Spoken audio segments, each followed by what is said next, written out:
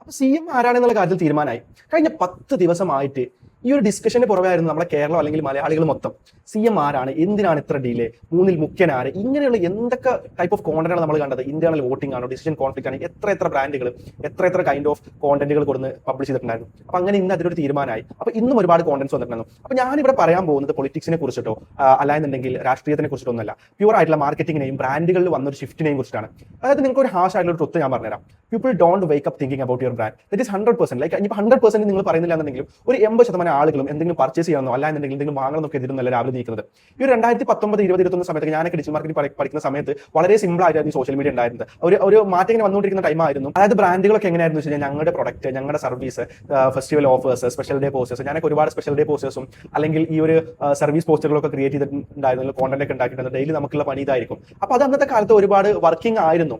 അന്നും ഇതുപോലെ ബ്രാൻഡ്സ് ഒക്കെ ഉണ്ടായിരുന്നു കേട്ടോ. പക്ഷെ ഇന്ന് ഇത് കംപ്ലീറ്റ്ലി ഡിഫറെന്റ് ആയിട്ടുണ്ട്. അതായത് ആളുകൾ മാറിയിട്ടുണ്ട്.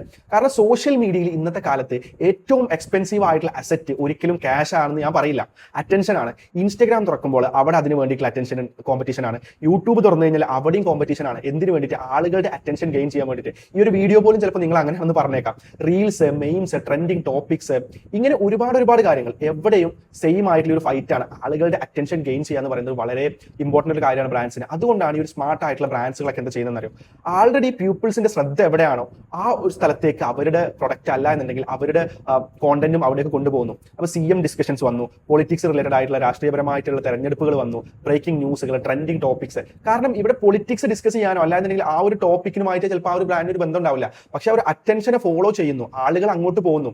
ഒരു മാർക്കറ്റിംഗ് പ്രിൻസിപ്പിൾ ഉണ്ട്, എന്താണെന്നറിയോ? Attention goes where relevance lives എന്ന്. അതായത് അറ്റൻഷൻ എവിടെയാണോ അവിടെ ആയിരിക്കും ആളുകളും കൂടുതൽ ഉണ്ടാവുക, അല്ലെങ്കിൽ അവിടെയാണ് കൂടുതലായിട്ടുള്ള റിലവൻസ് ഉണ്ടാവുക എന്നുള്ളത്. അതുകൊണ്ടാണ് ഇന്നത്തെ വിന്നിംഗ് ആയിട്ടുള്ള ബ്രാൻഡ്സ് പലപ്പോഴും ഈ ഒരു സ്മാർട്ട് ആയിട്ടുള്ള പുതിയ ന്യൂജൻ ബ്രാൻഡുകളെ ഒക്കെ അറ്റൻഷന് പുറകെ പോകുന്നത്. അത് കഴിഞ്ഞിട്ടാണ് അവർ അതുവഴി ട്രസ്റ്റ് ബിൽഡ് ചെയ്ത് ഇതിന് കൂടുതൽ മറ്റു കോണ്ടന്റ്സ് ഉണ്ട്. പിന്നെ അതൊരു സെയിൽസ് ആയിട്ട് കൺവേർട്ട് ആയേക്കാമെന്നാണ് കേട്ടോ. ഇതാണ് ഒരു ബിഗ്ഗസ്റ്റ് ആയിട്ടുള്ള റീസെന്റ് ആയിട്ട് കുറച്ച് കാലമായിട്ട് ഒരു 1-2 years ആയിട്ട് വന്നിട്ടുള്ള ഷിഫ്റ്റ്.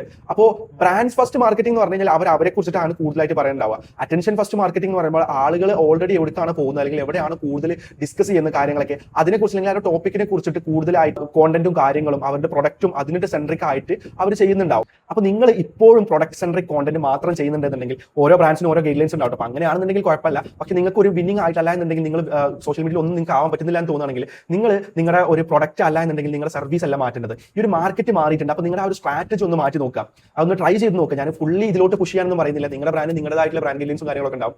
അപ്പൊ ഇത് സ്മാർട്ട് ആയിട്ടുള്ള ഒരു മാർക്കറ്റിംഗ് ആണോ അല്ലേ എന്നുള്ളത് പറയേണ്ടത് നിങ്ങളാണ്. അതിൽ കമന്റ് ചെയ്യുക നിങ്ങൾ